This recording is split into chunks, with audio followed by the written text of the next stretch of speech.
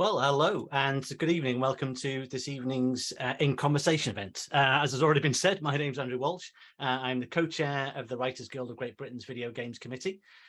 We offer contract support and advice and everything else you'd expect from a union for writers and narrative teams working in the interactive industry. And we add to that events like this and the Guild's very own YouTube channel, which is full of all of our previous events. So you can go along to YouTube and see some of the other things that we've been up to.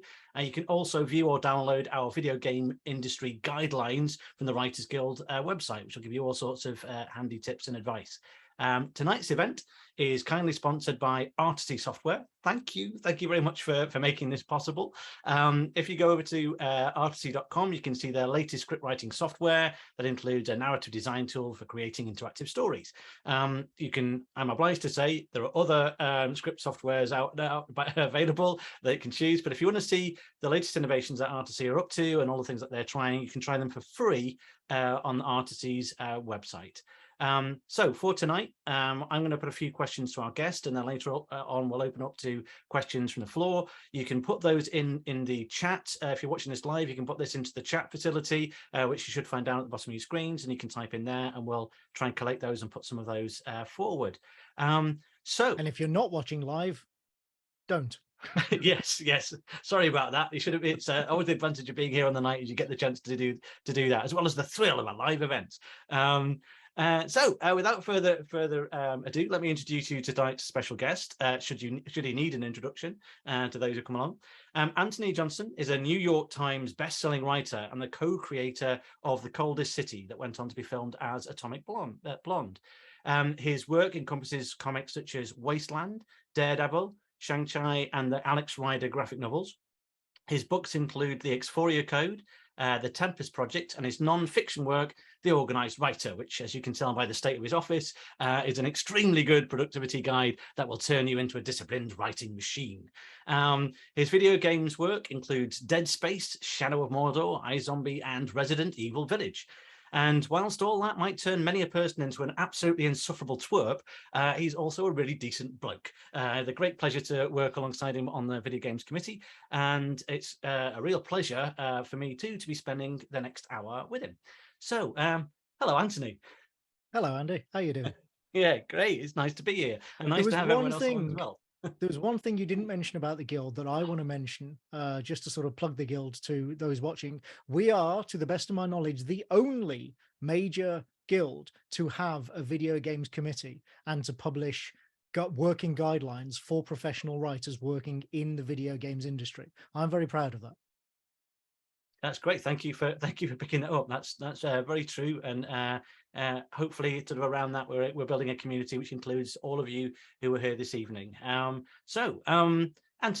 you're very well known for your works as a comic writer and as a novelist. So, I suppose a direct question is: apart from the fame and the money, what sort of interests you in the challenge of working for video games? What was it that made you think, okay, outside of these things, I'd like to throw myself into this bizarre world of broken up interactive writing?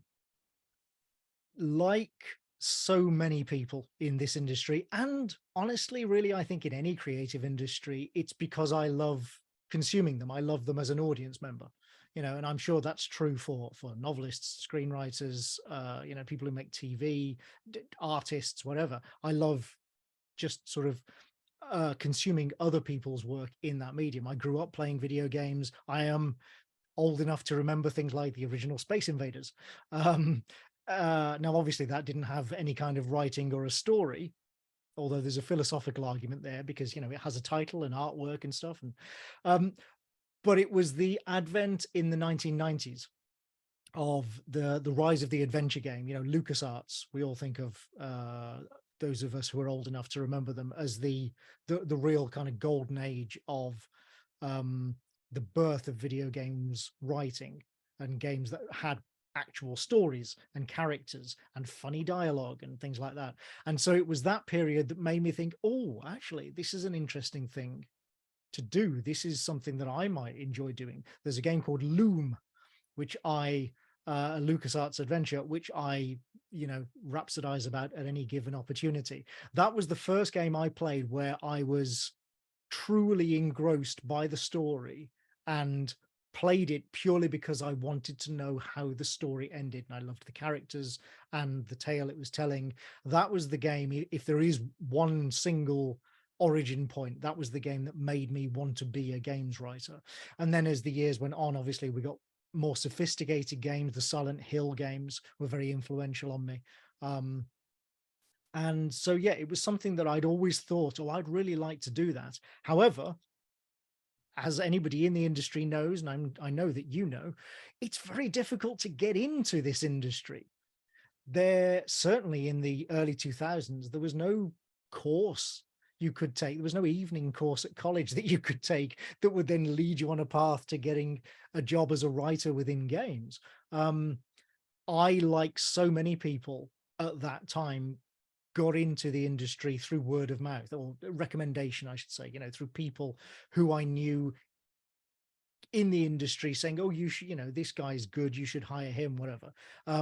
Once you're in, then it's very easy to stay in so long as you are willing to put up with the certain amount of chaos that comes with the games industry. You have to kind of thrive on that chaos a little, I think. Luckily I do.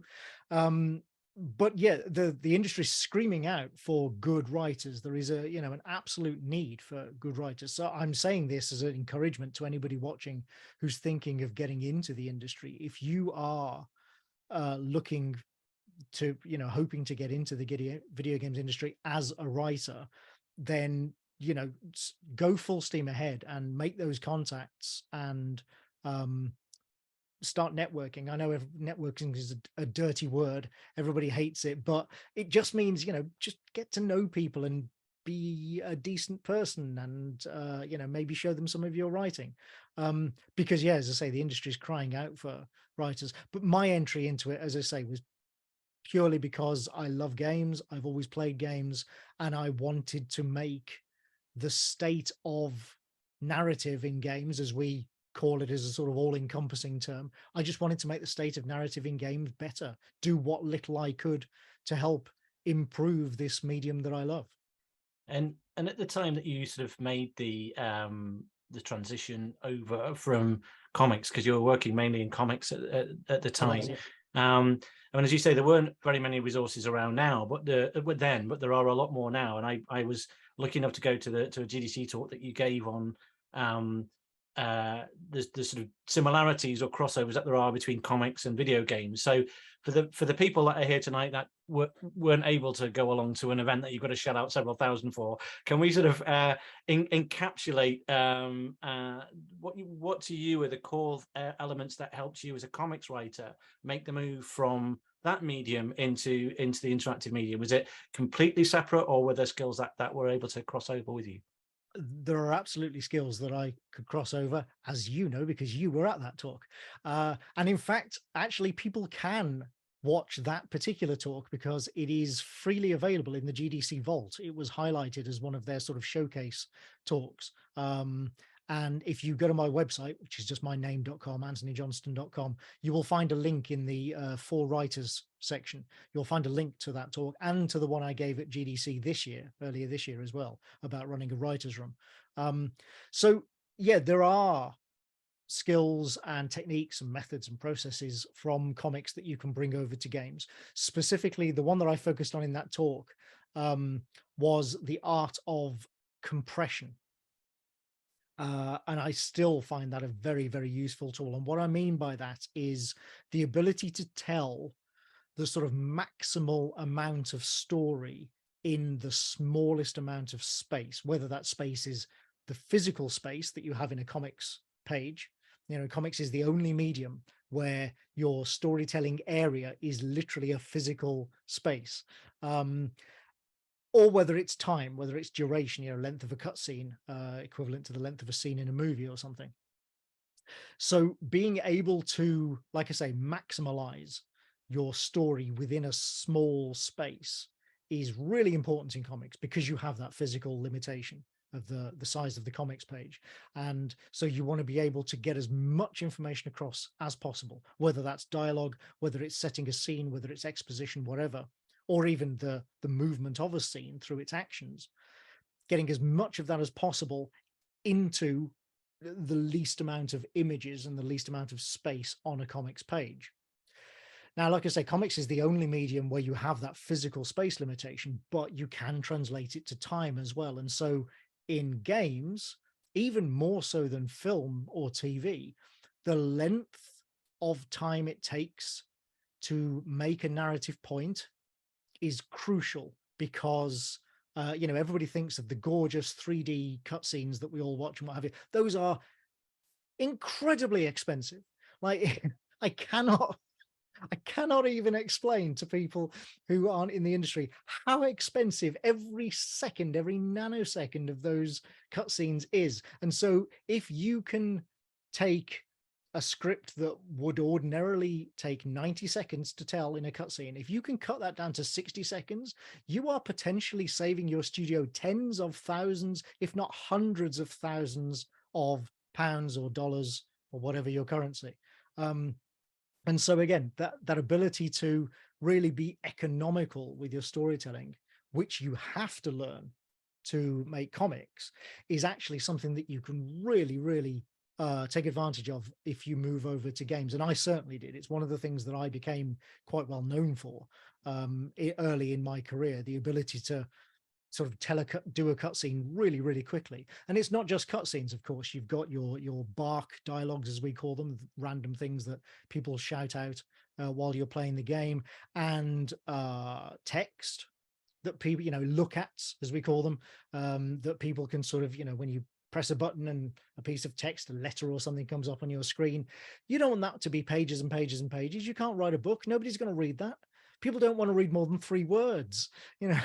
You've got to, again, be able to really compress that information down to the shortest length possible. If you can do that, even if that's your greatest skill, maybe you don't write the best dialogue in the world, maybe you're not the greatest world builder in the industry, but even just being able to do that, being able to compress, is enough to get you a career, because it's so important to the medium. Now, if you can do those other things as well, brilliant. That's the holy grail, isn't it? That's what we all want. We all want to be brilliant at everything. But there is room within the industry for specialization, even within writers. And so, again, if you're coming from comics, you already have that skill. It is absolutely something that you can put to use in games. I think there are some of those myths that we bring with us, or misconceptions that can travel coming into any new medium or any genre.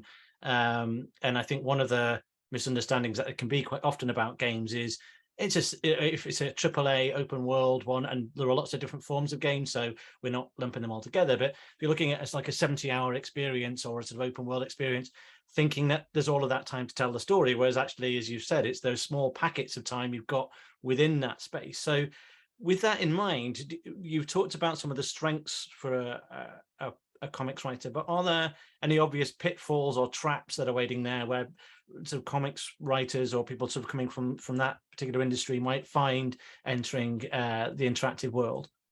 Absolutely. And this goes for not just comics writers, but also playwrights and novelists as well, particularly. And that is that screenwriters don't fall for this quite so badly because collaboration is the main pitfall that you can come across.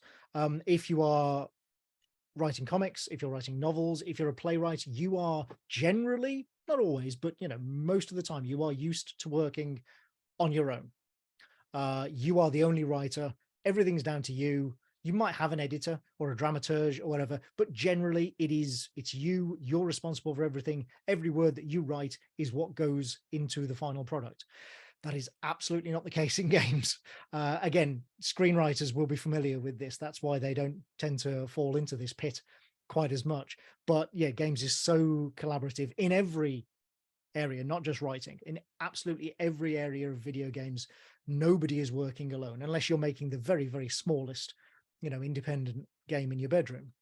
If you're on a production of any size, you are working as part of a team. Every department is a team, and every member of that team is pretty much as important as every other member. And that goes for the narrative team as well. Again, that's why I gave this talk earlier this year on running a writer's room at GDC, because that's becoming an increasingly common way to have a narrative department within a game. And it's all again about collaboration.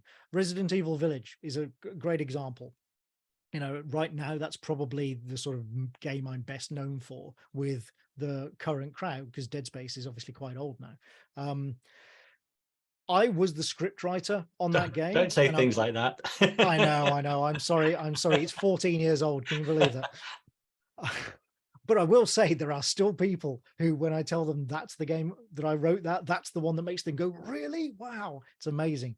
None of us had any idea that it would have that impact when we made it. Anyway, Resident Evil Village, I was the scriptwriter. I'm very proud to carry that credit, but there were at least 4 other writers on that game, just that I can think of off the top of my head. And honestly, there were probably more that I never met in the Capcom studios in Osaka.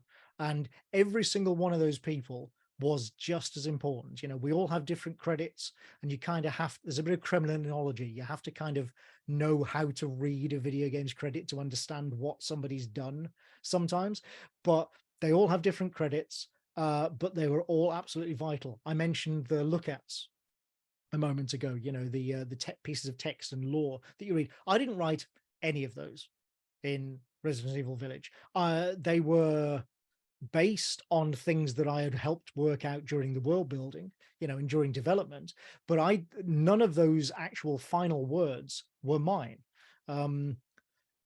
because that was somebody else's job. Like I say, it's that collaboration. It was based on something that I'd worked on, but I didn't write those final words. Similarly, some of the scenes that I wrote in the script were based on things that the animation director had come up with. The final words are mine, but the scene was devised and blocked by somebody else. That sort of thing happens all the time. It's part of that chaos that I mentioned earlier, when you sort of, because there's a lot of back and forth and iteration when you're doing those sorts of things. You have to be comfortable with that. That's my point here. If you're coming from a medium where you are the sole writer and everything's down to you, that can be quite jarring. It was for me at first, coming from games. I really had to learn how to collaborate and how to work as part of that team when I came over to games. And you kind of, I wouldn't necessarily say you either have an aptitude for it or not, but it is something that if you don't have a natural aptitude for, you have to learn. This is not an industry for, lone wolves, if you like. If you want to do that, then there is an industry. You can go off and make your own game. Like I said, I mentioned like small independent titles. Some of those titles are fantastic. I love many, many small independently produced games. But if you want to get, quote unquote, into the industry on medium to large size titles, you must become comfortable with collaborating with other writers and with the other departments, and accept that those departments will have things to say about your writing that you may not like, but you might have to do because they are the ones actually making the game. You know, all of these things, as I say, you kind of have to learn to live with, and they can be pitfalls for a writer.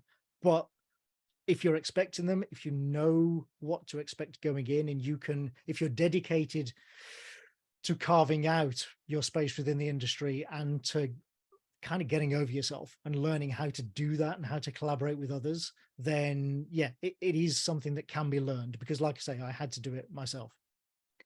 So in terms of collaboration and teamwork, you will see me glancing at the side because we've got loads of questions Yes. coming in. So keep Yeah, those I'm coming. sorry, I'm not looking at the chat. And, I really don't, don't, I can't multitask to that extent. I'll do those out.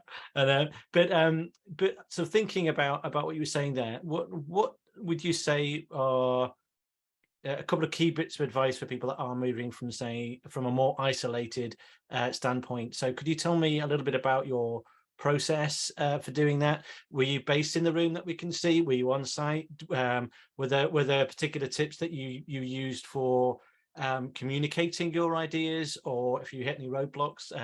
It would be great to get some insight into that part of the process.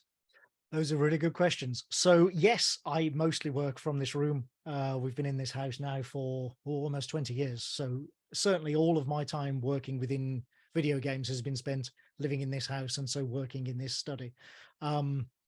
think the angle might have been different. The desk might have been in a different place. But, and I didn't have my Zoom background as I do now. But this is a real room. This is a real background. These are real books.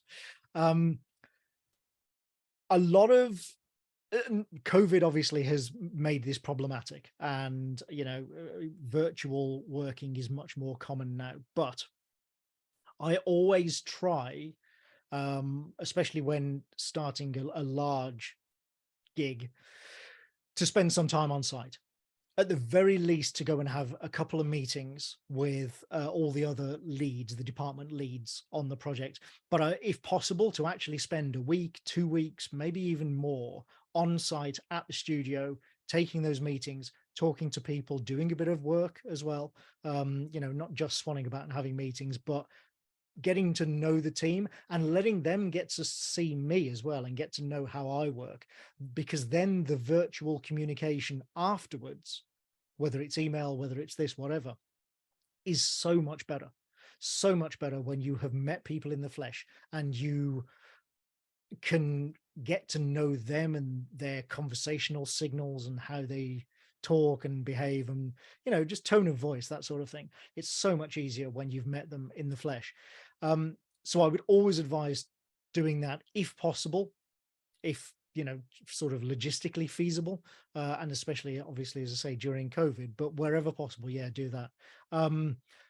But once that's done, I then always retreat back here to actually get my head down and do the bulk of the writing. And that is something that is sometimes tricky to get across to non-writers in games, because they're so used to working in big open plan studios where everybody's firing Nerf guns at 4 o'clock in the afternoon and, shouting across the room to one another and what have you. And that's not, most writers, myself included, do not thrive in that environment. And so being able to come back here, get my head down, bang out the words, start hacking away at the typewriter, that's essential to me. That will be down to personal preference. I'm sure there are probably some people who would thrive better in that environment. But even if you're a staff writer, I mean, I'm freelance, obviously all my jobs are as a contractor.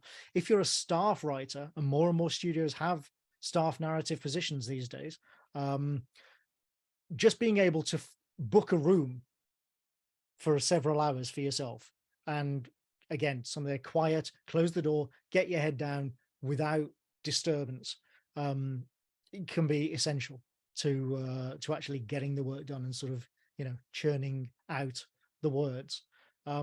So those are definitely, that's how I've approached it. What were the later points you wanted to ask about? I think to do with communication and overcoming some of the issues that there can be with working at distance. That was it. Sorry, forgive me. So yeah, communication. So writers are often not the best communicators to start with. And then you combine that with the sort of people who make video games, also often not the most socially adept people. And I'm including myself in that. This is an industry to which many people who do not have the most gregarious social skills gravitate. And so it can be a bit of a challenge. What you need to remember as a writer is that non-writers have a very distorted idea of what we do. A lot of the time they do really think that we're just kind of writing words for people to say, and that it's not that difficult, and that we can just kind of bang it out quickly. That basically it takes no longer to do than it takes to type. And the idea of sort of development and conceptual and thinking time is often alien to them in the context of writing. It's very important to make sure they understand that. It's also very important to understand that most people giving you feedback, most non-writers giving you feedback and giving you notes, and they will give you feedback and notes, are not practiced at doing so. And it's very, and I did fall foul of this myself 1 or 2 times early in my career. It's very important to never take it personally, and to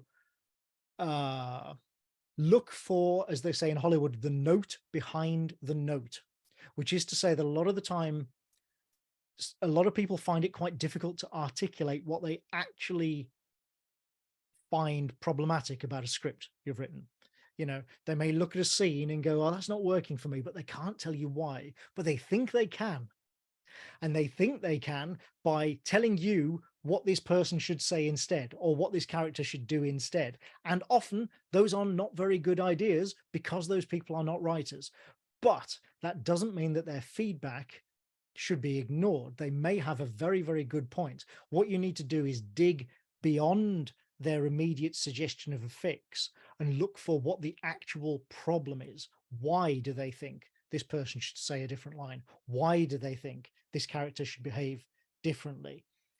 If you can get to that root, then you can fix it in a better way. You can write a solution that is, you know, better, more natural, more logical, whatever, but that still addresses the root problem that they had. That is that. I'm not sure if it sounds like that isn't really part of communication, but it kind of is, because it's very tempting when you get those notes to immediately go, oh, no, but you don't understand, but you see this, and they're not listening. They don't care. They will not react well to that sort of response. They want you to hear their feedback, go away and fix it. And being able to do that, again, is a skill that you kind of have to learn, something that I've certainly had to learn over the years. I still don't get it right every time. So that's one direction of communication that you have to learn. And then in terms of speaking to others, there's a mantra that I like, which is defend your own ideas vigorously, but always be prepared to accept that somebody else might have a better idea. And that comes down to this collaborative aspect. The truth is that once a game has gone through its many years of development and the script has gone through many, many drafts and this process of iteration, and it's done and out the door, you will not remember which lines you wrote, which lines somebody else wrote, which idea you came up with or somebody else. You won't remember, and it doesn't matter. Nobody really cares. And so it's important to again, sort of accept when other people might have a better idea and then go away and write your version of that better idea. But at the same time, if you are convinced that yours is the better idea, and if you can argue why, then you should do so. You should stand up for your own ideas. Balancing those two things and being able to promote and defend your ideas without coming across as if you don't want to hear feedback and you don't want to hear other people's ideas, again, is a kind of a skill that you need to learn. When in doubt, I tend to default to listening. You know, I'll give my idea, and then if it's clear that even though I don't think somebody else's idea is as good, but it's clear that they want to give it, I'll just take it. And then I may or may not act on it later, but I won't argue with them about it in the room necessarily. Now, amongst other writers, that's different.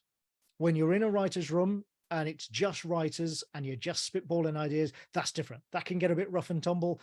And as long as everybody understands it's all in the service of making a better game, getting a better story, a better script, then that's fine.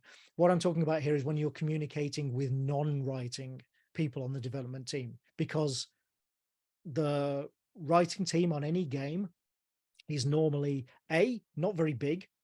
Like I said, there'll be multiple people, but compared to all the other departments, pretty small. And there are far, far less writers than there are of, you know, any other department in toto.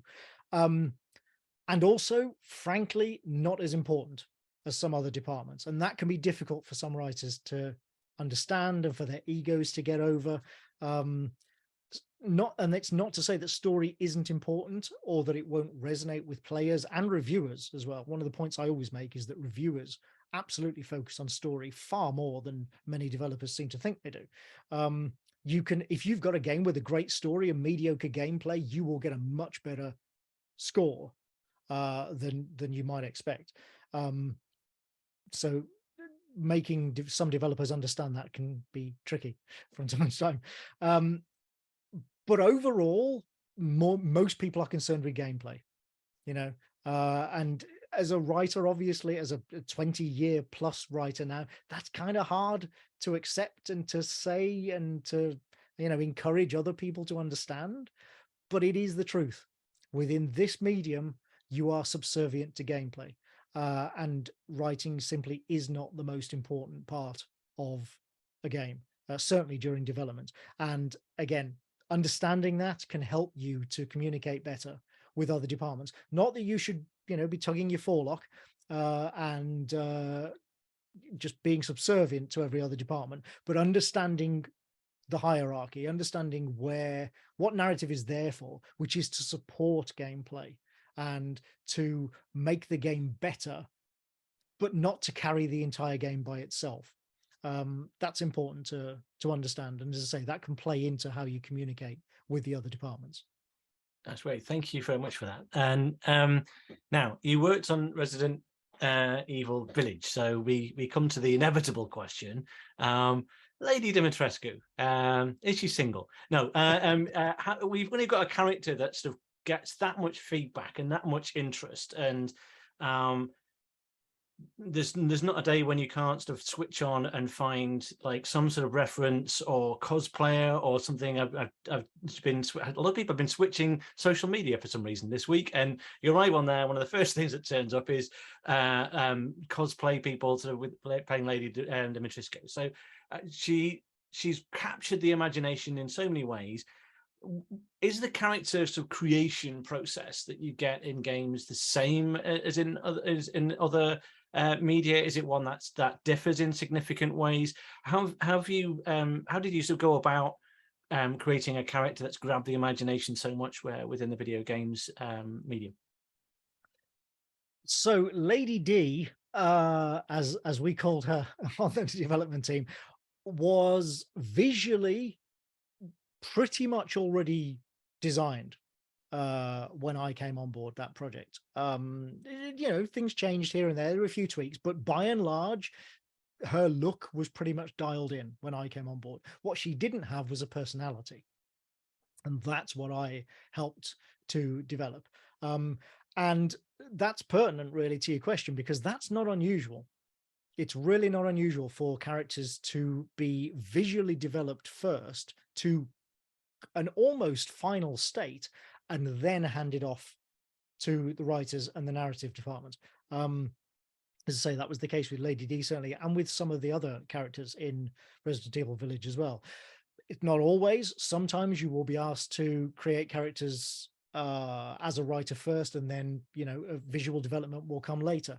But it's certainly not uncommon for visual development to at least begin before the writing does. Again, this is part of that collaborative aspect that I talked about, that you have to become comfortable with. Being able to look, I did this a lot with the CSR games, actually. There's a good example. The CSR Racing and CSR Classics games, if anybody's played those, I wrote those. Not that there was a huge amount of writing in them, but what there was, I did, and I'm quite proud of, because that's a really good example of that compression I mentioned earlier. Those characters, some of those characters literally only say 4 lines in the entire game, in the original CSR Racing, and yet you had to get across their personality. But a lot of those characters were already visually developed, like almost completely, when I came on board. And what I had to do was take a look at them and go, what voice suits that character? What personality suits that character? What background suits that character? What can I come up with that might explain the way they look, or that will just sound right coming out of that character's mouth? You have somebody that looks like that and they sound like this. Does it feel right? And that's not to suggest that there's only one correct way to do it. There are many, many ways you could do it. But you have to be comfortable yourself and happy yourself with matching those two things up, because you've then got to write the script. In the case of Lady D, I mean, the whole phenomenon is just bizarre. Nobody on the team expected that she would become the phenomenon that she did. And I mean, I'm telling you this, and you kind of have to take my word for it, but also it's pretty obvious to anybody who's played the game, because if we'd known, she wouldn't have been the first boss. She would have been one of the last bosses that you encountered, you know. Instead, she's there for the first, you know, hour or two of the game, and then she's gone. So yeah, we had no idea that she would become this crazy internet phenomenon. But I am very proud of having been involved in that. And partly that's because, as I say, of what I brought to it, which was her developing her personality and helping create her backstory. And again, in collaboration, part of a team, you know, many people had fingers in this pie. But what I tried to bring to the character was to really emphasize that we don't see characters like her in video games much. Increasingly so, thank goodness. You know, this is changing very slowly, but still, we don't see many middle-aged women, frankly, in video games as main characters, and especially not middle-aged women who are comfortable in their bodies, whose bodies are not that of a, you know, Fitness Monthly cover supermodel or something in a bikini, and who are also comfortable in their sexuality and not afraid to sort of stand up for themselves. And those may sound like the most basic character traits that you could expect, but they're actually not that common in games still. So I was very proud of being able to inject that personality into Lady D and have it survive all the way through the development process and through all those redrafts and iterations right through to the end, to the point that that is, you know, those are aspects of her personality that people who have played and loved the game and love that character have really picked up on and appreciate. More generally, the development process compared to other media, again, it's so much more collaborative because quite often you're given a visual and told to make a character that matches it, or because, again, other people who aren't writers and aren't character development specialists will have opinions about the character, and sometimes they're your boss. You just have to do what they say, even if you think it might not be a good idea. So yeah, it's so much more collaborative, but also you have to think about the fact that this character is going to interact with the player, and the player will do unpredictable things. And so video game characters must be malleable, I think is maybe the right word, in a way that characters in a novel or a graphic novel or, you know, a play or a movie script don't have to be, because they are doing exactly what you tell them to in service to the story. But in a game, I mean, they're doing what you tell them to, but if they're interacting with the player, then like I say, they're reacting to an unpredictable force. And so they have to be able to react to this, to the player's actions in ways that make sense for their character and don't throw the player out of it. That can be tricky. And that mostly comes out in dialogue, but it does begin with character development and with creating their personality and making sure that it's a suitable one, as it were, to the medium. Cheers, thank you for taking us through that whole process. It's looking at Resident Evil Village, and I start this with saying to any employers, look at all of Antony's work, and it's wider than this, so don't pigeonhole him. But you become associated with horror as a genre in video games with the work that you've done. Is there something you would say that helps horror translate well as some genres have come into video games and work well, others not as well? Horror is one that seems to have taken off and had quite a lot of different successful series. Is there something about the horror as a genre that translates well into the medium, and if so, why? What is it that allows us to really explore that media, that sort of genre very well in the video games medium? It's immersion. It's as simple as that. It's the visceral feeling of immersion and state of immersion that you get when you play a game that makes you feel as if you are there.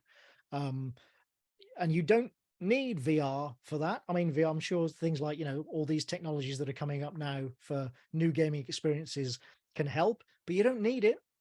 You know, horror games go way back even to text adventures, and they can still be just like a horror novel can be, terrifying, even though it hasn't got gore and, moving images and sound and music and what have you.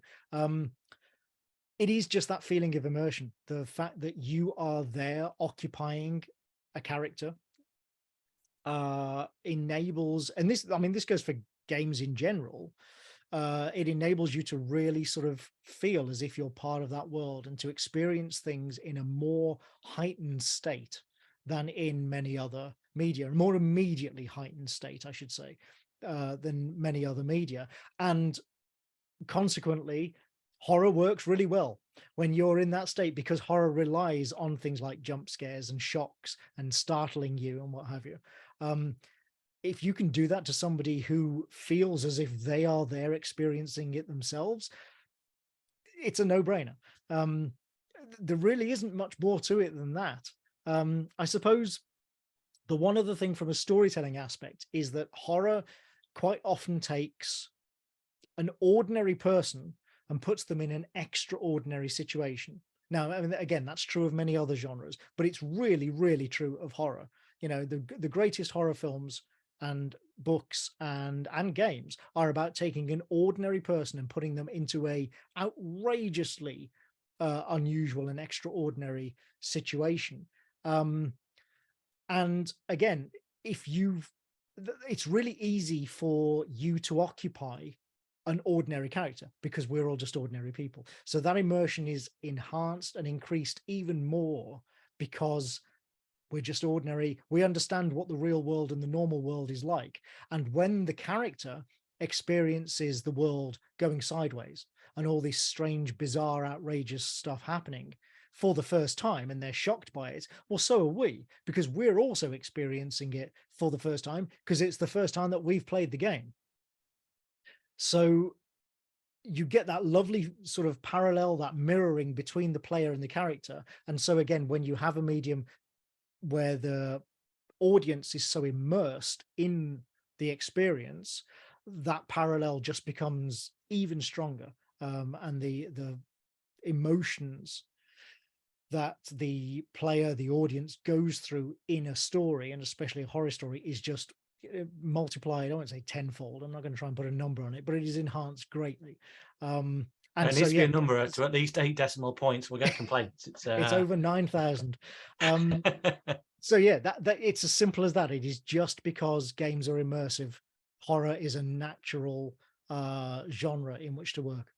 I think yeah, you're absolutely right. I think it's one of the immersion in there, really, the emotions work well and correlate well with what you're feeling. I remember the effect of turning off the PlayStation when playing Project Zero and then realizing I'm in a pitch dark flat and having to get through it to my room, and yeah, the heart still racing through that. It connected a lot. And you didn't have a camera handy? No camera handy either. So that's talking about success. We're going to come to questions from everybody very, very soon. So if you've got any other questions, please get them to us. We talked about horror translating well. So I'd like to sort of give a little bit more of a challenge of a question in terms of a lot of the novels that you write and a lot of the comics that you've written, I would say fall more into the genre of thriller. And there've been a number of games that have had thriller elements to them, but I would say we've not had that many that follow the same sort of thriller model that you find in novels or in films. Why would you say that that general sort of thriller field doesn't seem to translate as well into video games, or does it? And I'm just missing it, and I've missed the games, and I need to educate myself about that. But yeah, what do you think the challenges are with that? I think you're absolutely right. It doesn't translate as well. That's not to say that there aren't any good games out there that are, sort of thrillers and mysteries, but they are absolutely in the minority. And I think it's simply because most thrillers, even a sort of an action thriller, rely on mystery, and that mystery being solved intellectually by the protagonist. Now, when I say solved intellectually, I don't necessarily mean that they sit there, like Poirot and, work it all out in their head. But what I mean is they have to have these realizations, these understandings of what's changed, revelations of the secrets to the mystery, understanding the villain's plot. All of these things are vital, even, as I say, to action thrillers. That's really hard to do in a game because you're effectively putting thoughts in the player's head that they may not have themselves. Now, again, it can be done. Heavy Rain, is a good example of a mystery thriller in video games that does work very well, actually. LA Noire tried it, perhaps with a little less success, but certainly lots of ambition. The Uncharted games, to an extent, are kind of thrillers, although they're more sort of adventure romances. It's difficult. It's difficult to get that same feeling that you have when you read a thriller novel or watch, a crime movie or something. It's very difficult to have that same kind of experience where you are carried along through a mystery and trying to work it out while the detective or whoever is trying to work it out as well. And then you get the revelation at the end of like, oh, he was the killer or he stole the jewels or whatever. That's just really, really difficult to do in this medium. Press Y to solve revelation. Exactly. Yeah. Press Y to uncover mole within MI6 sort of thing. It's, yeah. It's just really difficult. Like I say, some people have done it, but it takes an enormous amount of effort. And at the moment, the stories in particular, as we're talking about the writing of games, the stories in those games does not yet live up to the best stories in other media which do that kind of story better. Now, as somebody who writes those stories myself, as you say, I would love to help games get better at doing those sorts of things. I would love to see games improve that genre within its medium, but we're not there yet, and I think we are quite a long way off. And who knows if we'll get there at all, because like I say, it is because of just the way you interact with the story, it makes it so much more difficult. Let's hope the person that can make that happen is watching, and then in a few years we all know where it started. Please, that would be cool. please, yes, and then send me a copy. So I'm going to turn to some of the questions. The great questions have been coming through, and there's still time to send some in.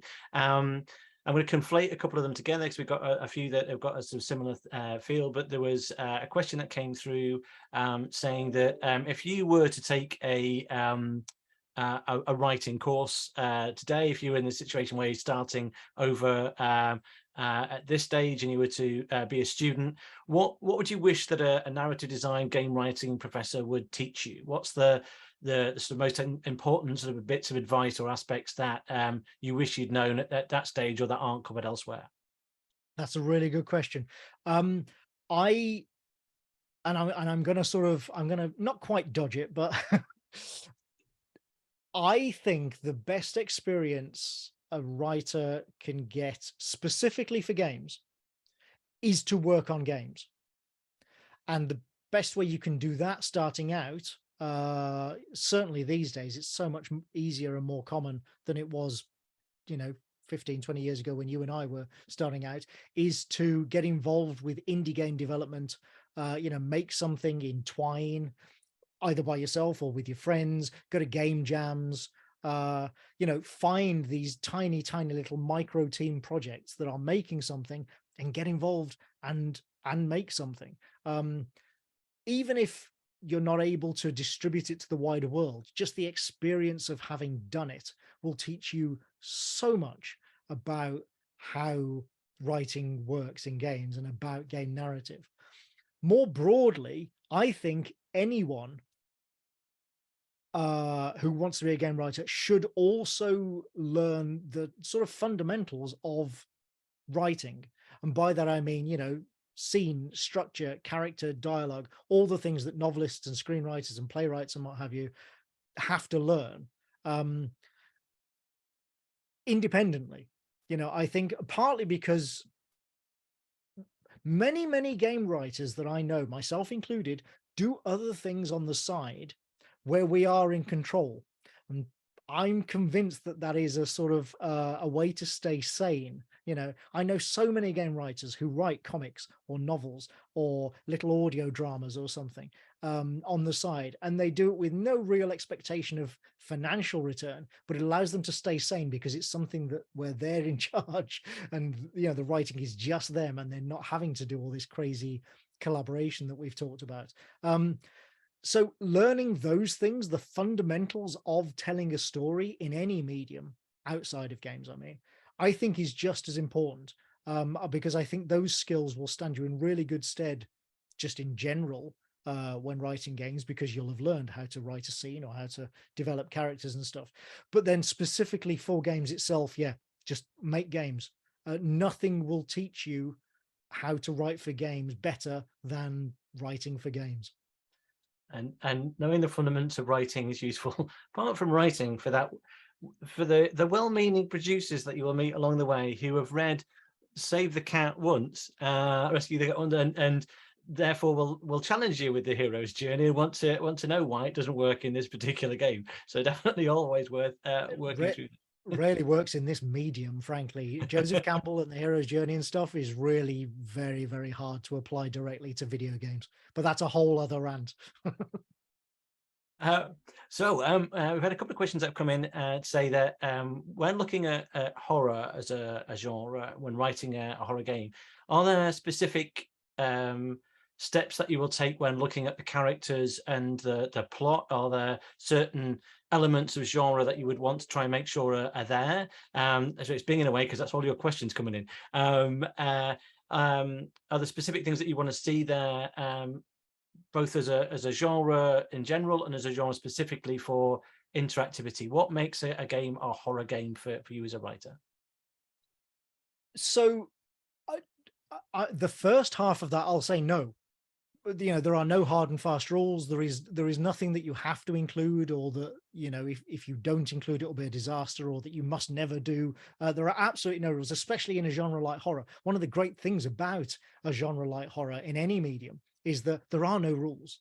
You know, you can do anything. That's kind of the point. So yeah, don't worry about that at all, you know. And frankly, doing things that other people haven't done before, that haven't been seen before, is a good thing, especially within games, which prizes novelty. But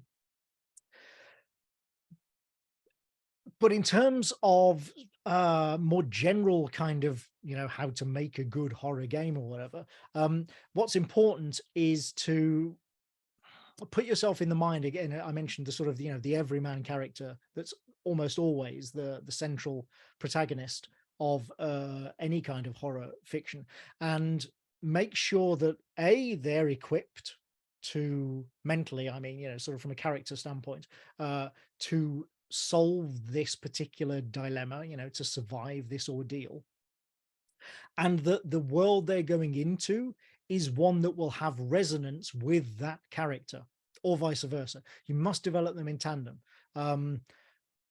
Horror works through metaphor and simile and reflection and parallels and contrasts as well. And there must be connections and relations between the character and their environment.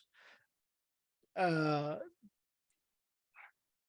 trying to think of like, let's say you took the main character, I've forgotten her name now, from Halloween, Jamie Lee Curtis's character. Let's say you take her and put her in Predator. That's not going to work. That's a very, very different story, you know.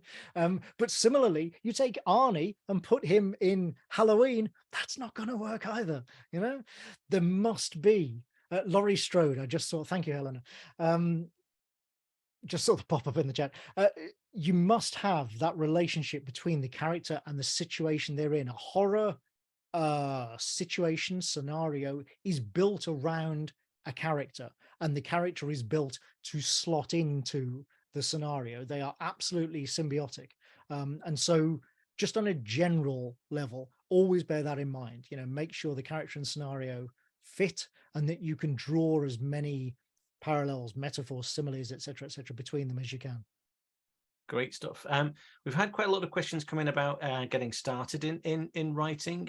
We're not going to cover that specifically today, because we can point you to the Writers Guild YouTube channel that has the last festival that we did, and there's one panel specifically on portfolios, and that covers a lot of other advice about getting in. And we're also hoping to do another event specifically on this topic next year, so not ignoring you, but you'll find, with all respect to Antony, a greater round of opinions and advice there to give you lots of different ways to find your way in. So we'll cover that as a separate subject next year in a different event, hopefully, but you can also look at the other things that are available on the YouTube channel to help you with that.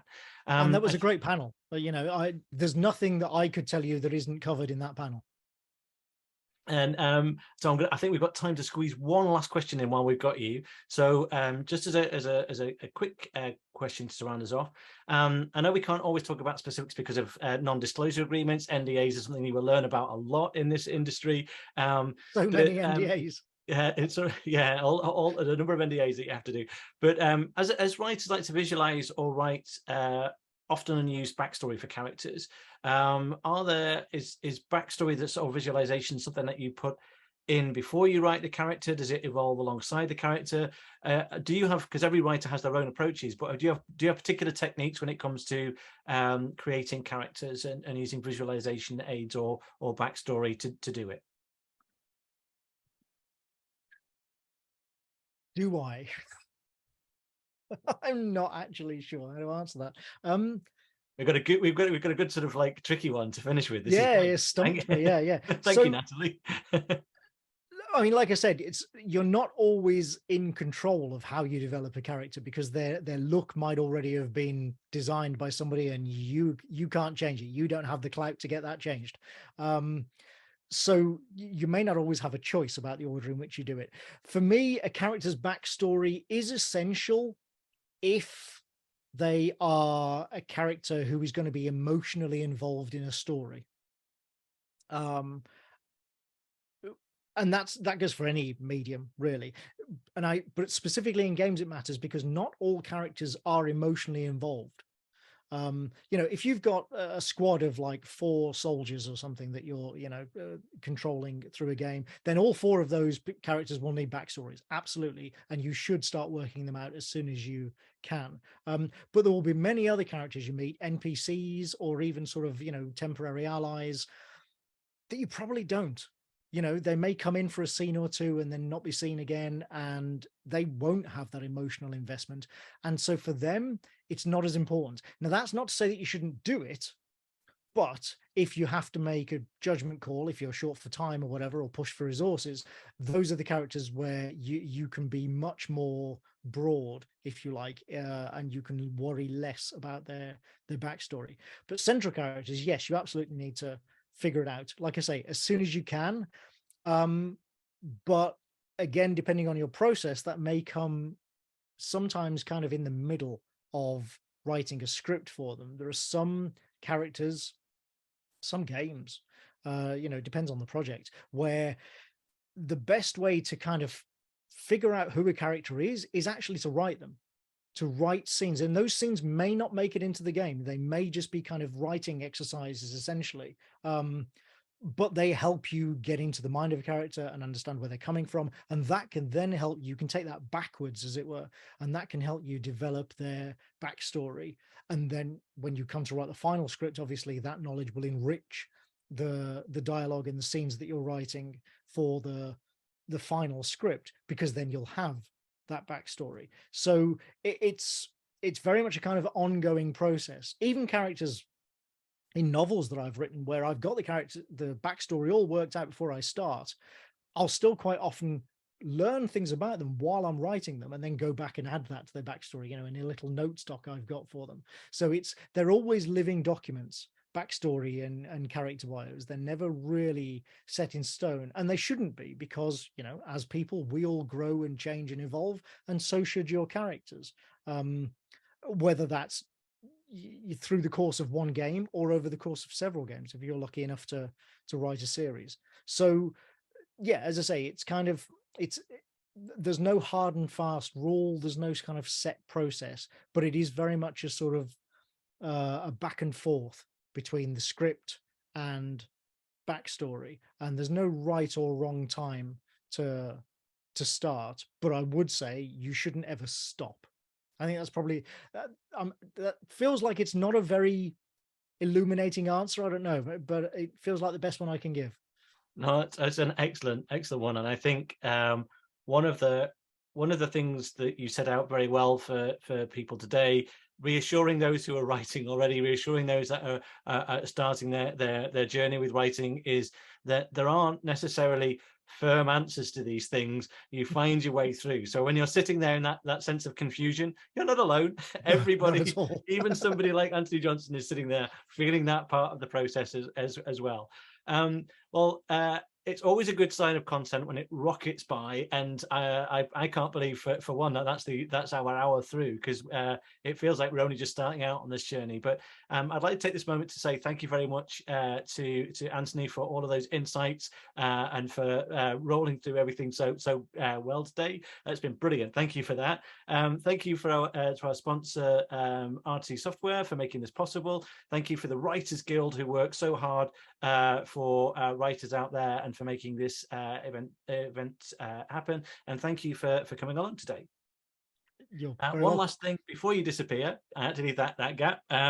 If you want more of this, there should be more next year. We're planning other bits and pieces, but there is one more. If you can make it to London, I'm sorry it's London, but we'll try and get beyond there. But if you can make it to London on the 14th of December, we have a panel event, an in-person panel event happening at London South Bank University. The precise details and address to follow.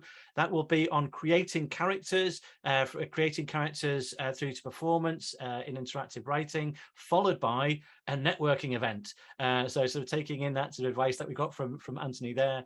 We'll have a panel event followed by a networking event on the 14th of December if you can make it. Watch out for everything, all the sort of usual places to find out information for that. This is normally what I would say to Antony, what's your Twitter handle? But I don't know if that's as relevant now. Where can we find you? I've just put it in the chat. Yeah, I think you can see it there on screen, just my name, as long as you spell it correctly, at Antony Johnston. That's where I am on Twitter, Instagram, Mastodon, Hive, all of the places now. And I just said, actually, before people go, I know there are many more questions in the chat than I could answer. I'm going to ask if I can get a transcript of this chat. And what I might do is pull out a few questions that have been asked that I didn't have time to answer and try and answer them in a Medium article or something. And I'll link to that from my social media. So follow me on the places and yeah, when I get a chance to do that, I'll link to it there. See, I told you he was a nice guy at the start. Well, I mean, what more could you ask for that? Lies. Well, thank you very much for this evening and for what you're offering to do going forward. And we hope to see a lot of you again at future online events or in person events. And I'll